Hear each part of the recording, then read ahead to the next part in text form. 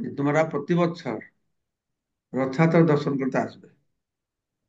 কিন্তু আসলে উনি চাইছেন ভক্তরা আসলে তাদের সঙ্গে মিশতে পারবে, তাদের হ্যাঁ, দর্শন হবে। তো রথযাত্রা বছর প্রতি বছর রথযাত্রার দর্শন হবে, হ্যাঁ, তার সঙ্গে সঙ্গে তাদের সঙ্গেও মিলন হবে। সার্বভৌম ঘরে প্রভু ভিক্ষা পরিপাটি, ষাঠির মাথা কয়ে যাতে রান্ডি হও ষাঠি। তো মহাপ্রভু যখন সার্বভৌম ভট্টাচার্যের ঘরে থেকে তিনি ভোজন করছিলেন, হুম, তারপরে তখন সার্বভৌম ভট্টাচার্যের জামাতা জামাতা কি করছে, তার কন্যা ষাঠির পতি মহাপ্রভুকে সমালোচনা করলো, সন্ন্যাসী অত খায় এই করে সে বললে শুরু করলো। এই জন্য ষাঠির মাতা, হ্যাঁ, তাকে অভিশাপ দিয়েছিলেন যাতে ষাঠি বিধবা হয়। অর্থাৎ তিনি তার জামাতার মৃত্যু হোক বলে অভিশাপ দিয়েছিলেন। সার্বভৌম ঘরে প্রভুর ভিক্ষা পরিপাটি। আহ, সার্বভৌমের মেয়ে হচ্ছে ষাঠি। হুম, ষাঠি না জাঠি কি? আমি তো ষাঠি শুনেছি, এখানে জাঠি লিখেছে। কি ষাঠি কি, এটা ষাঠি না জাঠি কি লিখেছে এটা? হম। মহারাজ, ঠিক আছে, 60 ঠিক আছে। আচ্ছা, ষাঠি। ষাঠির মাতা কয়, অর্থাৎ সার্বভৌমের স্ত্রী বলছে।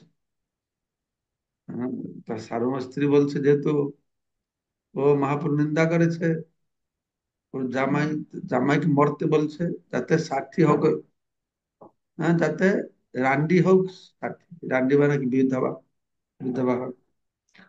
বর্ষান্তরে অদ্বৈতাদি ভক্তের আগমন, প্রভুরে দেখিতে সবে কইলা আগমন। তবে বছর পর, 1 বছর পর, বর্ষান্তরে 1 বছর পরে অদ্বৈতাচার্য গৌড়ের সমস্ত ভক্তর আবার মহাপ্রভু দর্শন করতে এসেছেন। আরো সেই সময় জগন্নাথ পুরীতে, হ্যাঁ, সমস্ত ভক্তের আগমন হয়েছে, প্রভুরে দেখতে সবে করিলা গমন। হ্যাঁ, সবাই এসেছে। আনন্দে সবারে নিয়া দেন বাসস্থান, শিবানন্দ সেন করে সবার পালন। তখন তো গৌড়ীয় ভক্তরা সব হেঁটে হেঁটে যেতেন, কারণ গাড়ি ঘোড়া ছিল না।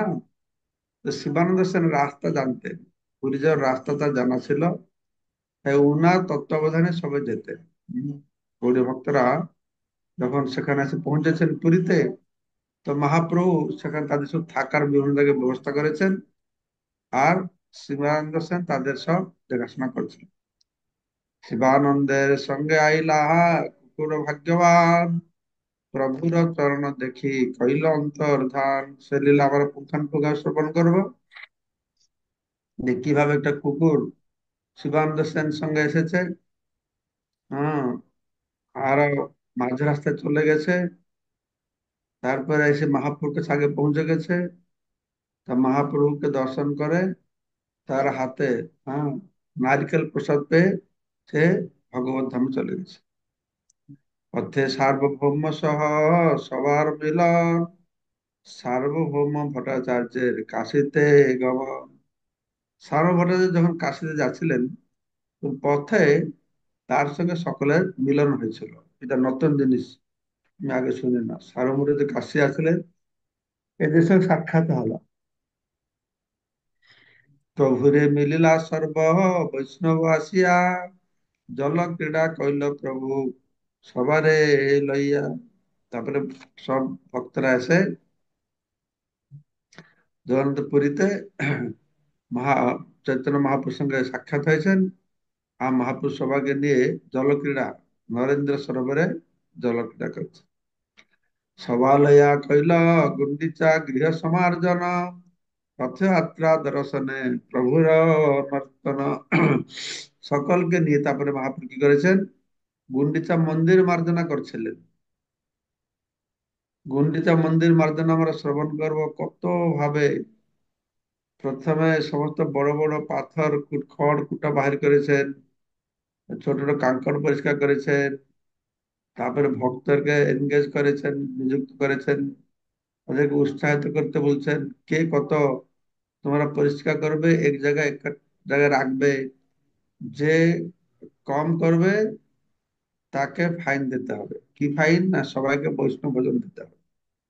তারপরে মহাপ্রভু মন্দির মন্দির বাহারে করেছেন, ভিতরে করেছেন, ভিতরে জল দিয়ে নিজে কাপড় দিয়ে সব পরিষ্কার করেছেন, মুছছেন। কত ভক্তি ভাব! এখন মানুষ যায় গুন্ডিচা মন্দির এটা বিধি রক্ষা করতে,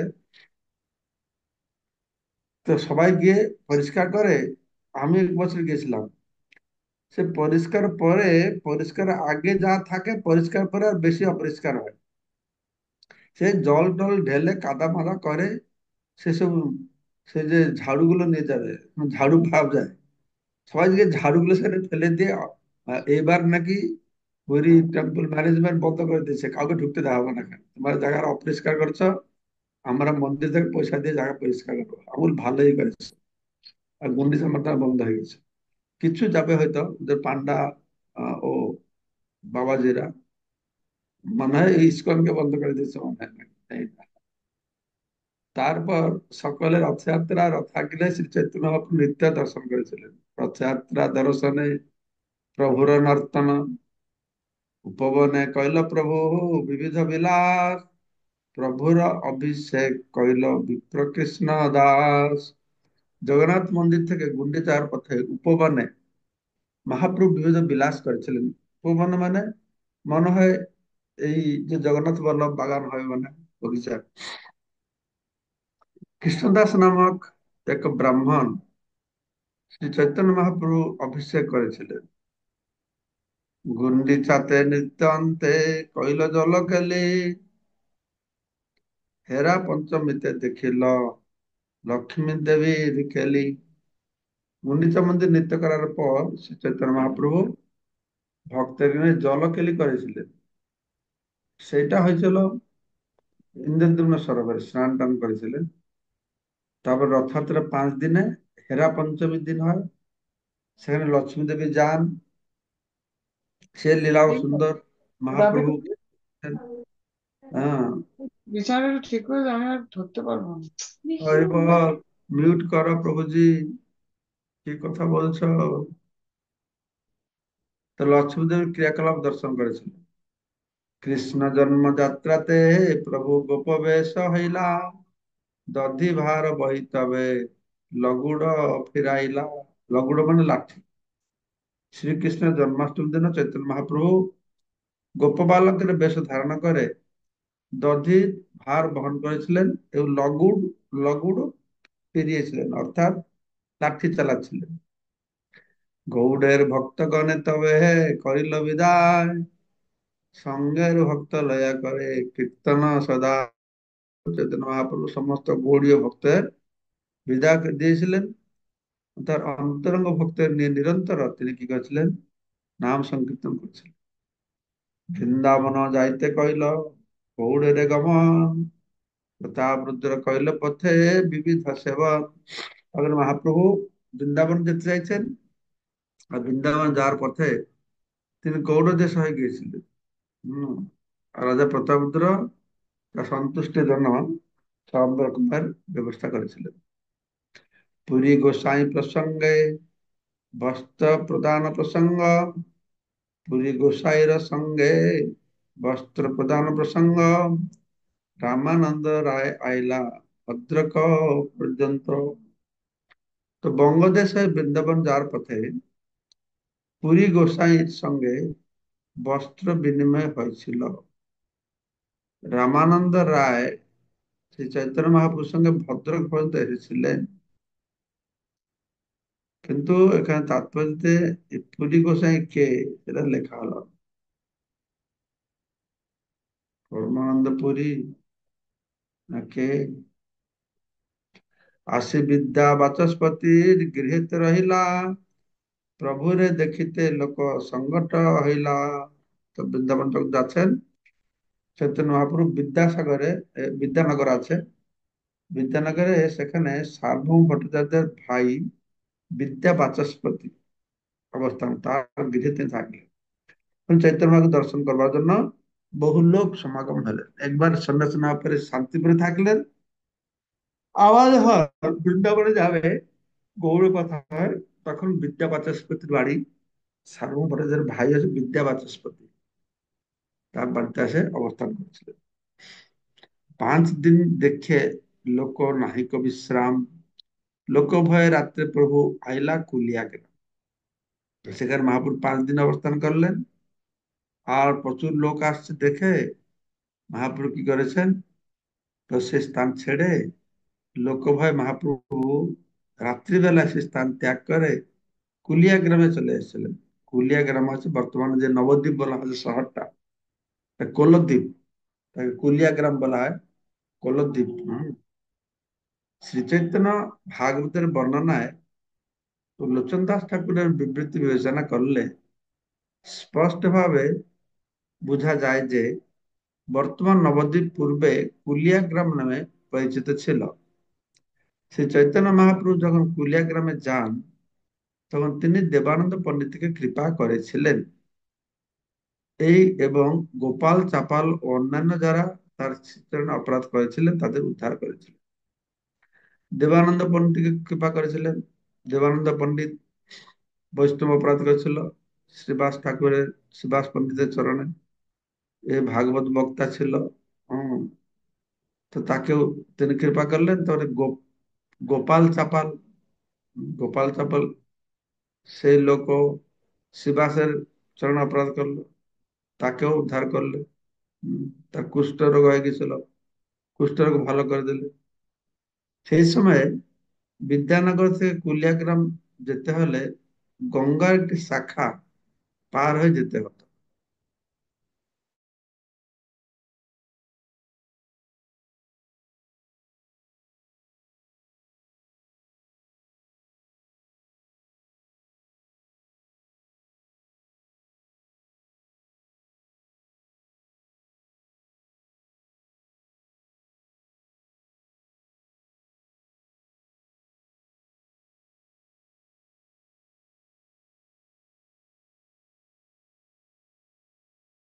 আবার মহাপুর চরণে পড়েছেন, আশ্রয় নিয়েছেন। মহাপুরুষ সবাইকে ক্ষমা করে তাদের কৃষ্ণ প্রেম প্রদান করেছে। বৃন্দাবন যাবেন প্রভু শুনি নৃসিংহানন্দ, পথ সাজাইল মনে আইয়া আনন্দ। তো খবর এসেছিল যে মহাপ্রভু বৃন্দাবনে যাবেন। তারপরে এই শুনে নৃসিংহানন্দ কি করলো, মানসিক ভাবে সাজাচ্ছে, রাস্তা সাজাচ্ছে। ও সাজার সাথে কি হয়েছে না, সে বলা হচ্ছে যে কুলিয়া নগর হইতে পথ রত্নে বান্ধাইল, নিবৃন্ত পুষ্পসজ্জা উপরে পাতিল।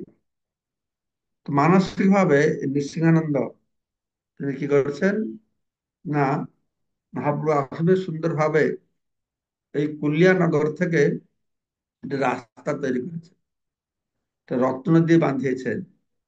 তারপরে পুষ্প, পুষ্প মানে তার বৃন্ত থাকবে, আর বৃন্ত হলে পায়ে লাগবে।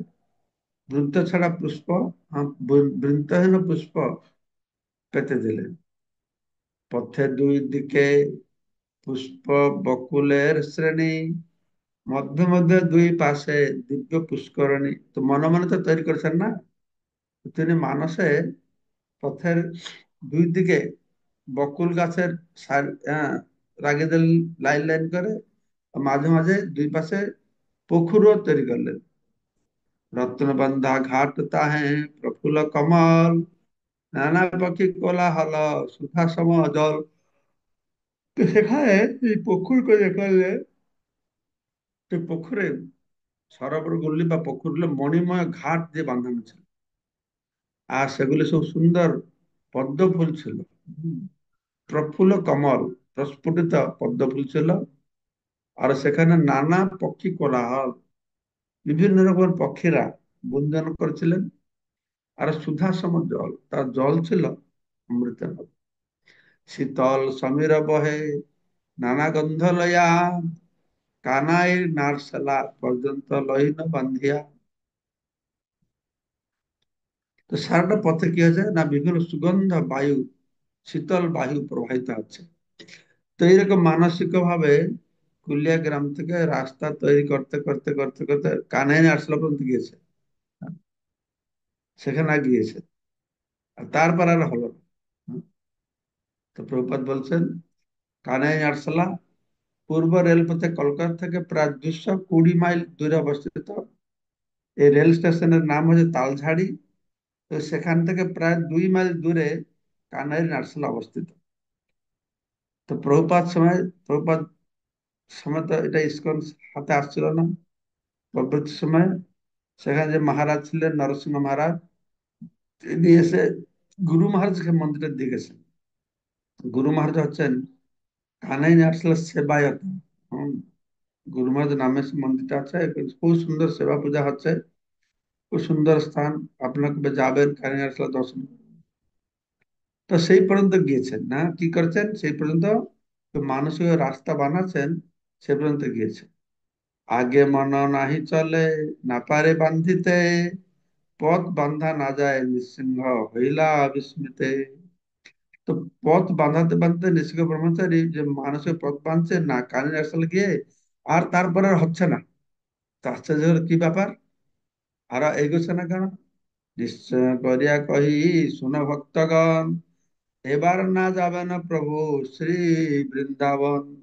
তখন 300 ভক্তকে বললেন, আমি নিশ্চিত হয়ে বলছি চৈতন্য মহাপ্রভু, হ্যাঁ, এবার বৃন্দাবনে যাচ্ছেন না। কেন? এই যে বন্ধ হয়ে গেল, রাস্তাটা হলো না। হুম। শ্রী নৃসিংহানন্দ ব্রহ্মচারী ছিলেন চৈতন্য মহাপ্রভুর একজন মহান ভক্ত। ঠিক এই তাৎপর্যটা আমরা কালকে পাঠ করবো। হ্যাঁ, এই শ্লোকের তাৎপর্য 161 থেকে 160 হয়ে গেল। 161 মনে রাখবেন। হুম, মন্দিরে যাব দর্শন করতে। কার কোনো প্রশ্ন আছে বা কোনো মন্তব্য আছে, কি বলবেন? হরে কৃষ্ণ মহারাজ, দণ্ডবত প্রণাম মহারাজ। মহারাজ, এই যে গোপাল চাপাল উদ্ধার, এটা তো মহারাজ ওই আদি লীলা, মানে মহাপ্রভুর প্রথম 24 বছরের যে লীলাগুলো সেখানে ছিল মহারাজ। আর এই শেষ লীলা তো মহাপ্রভুর চৈতন্য, মানে সন্ন্যাস গ্রহণের পরের লীলা। তো এখানে মহারাজ মহাপ্রভু এই কুলিয়া গ্রামে আসলেন এবং দেবানন্দ পণ্ডিতকে কৃপা করলেন, আর গোপাল চাপালকে উম, যে অপরাধ করেছিলেন সেখান থেকে উদ্ধার করলেন বলছেন। তো কি রকম হলো মহারাজ তাহলে? লীলাতে যে বর্ণনা আছে, সেটা শ্রীবাস ঠাকুরের ঘরে যে এই গোপাল চাপাল সব ভবানী পূজার জিনিসপত্র রেখে দিয়েছিল, সেই বর্ণনাটা আছে। শ্রীবাস ঠাকুর অপরাধ করলো, তারপরে মহাপ্রভু সন্ন্যাসী নিয়ে চলে গেছেন, ইতিমধ্যে ওর কুষ্ঠরোগ হয়ে গেছে গোপাল চাপালের। মহাপ্রভু যখন ফিরে আসছেন, তখন আবার ওকে দেখেছেন আর ওকে উদ্ধার করেছেন। ঠিক আছে। হ্যাঁ মহারাজ, হ্যাঁ মহারাজ, প্রণাম। ঠিক আছে, এখানে রহিল গ্রন্থ অমৃত লহরী, ভজন বলিয়া সবে হরি হরি হরি বল। বাঞ্ছা কল্পতরুভ্যশ্চ ঠিক আছে। কৃপা সিন্ধু নিতাই পতিতানাং পাবনেভ্যো বৈষ্ণবেভ্যো নমো নমঃ। জয় জয় কৃষ্ণ। জয়।